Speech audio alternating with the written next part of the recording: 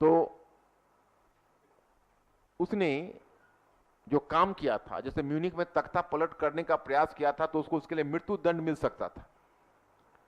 लेकिन चूंकि उस समय राष्ट्रवाद इतनी हिलोरे ले रही थी जर्मनी में कि जिस जज के इजलास में, जिस जज के कोर्ट में उसको खड़ा किया गया, जज डॉक में, तो जज ही अपना चेयर छोड़कर खड़ा हो गया कि आप हमारे आदर्श पुरुष हैं, जर्मनी को उद्धार कोई करा सकता है तो आप ही करा सकते हैं, और हमने हमेशा आपके प्रति निष्ठा जताई है। यह हमारे जीवन का दुर्भाग्य है कि I have to make a trial of a great personality like you, but I am compelled to do so, but believe me, I am still having the unflinching faith in your leadership quality and your method of the government. And as I am entitled to give you some punishment, and it is my avowed duty to fulfill this demand, so that's why I am just giving you a very light punishment of simply 1 year jail. And it is on this basis he got simple punishment of 1 year jail, which was not otherwise possible. For this mischievous act which he had done at that time, he must have been given the capital punishment, the death sentence.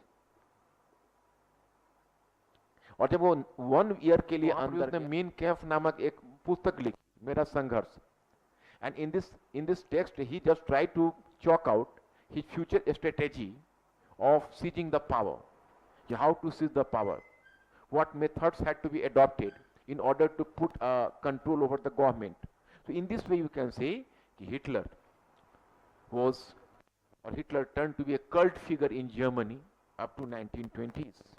इतना बड़ा व्यक्तित्व हो गया था। फिर उसने अपनी रणनीति बदली। अब वो क्या करेगा कि एक 25 सूत्री कार्यक्रम लाएगा और सभी वर्गों को कुछ ना कुछ वादा करेगा।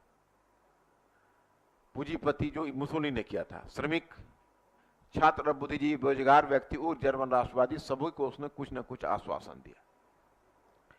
दूसरा कि वह जानता था कि किसी भी चुनावी राजनीति में सफलता पाने के लिए घृणा को फैलाना आवश्यक है।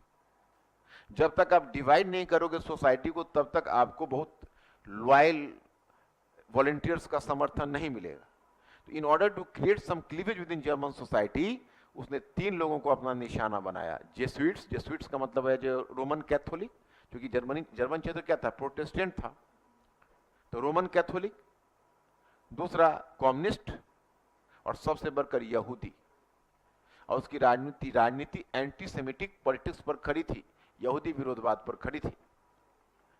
तीसरा तुम देखते हो कि फिर उसने ग्रामीण क्षेत्रों में भी अपने कार्यकर्ता भेजे और ग्रामीण लोगों को भी अपने प्रभाव क्षेत्र में लेने का प्रयास किया।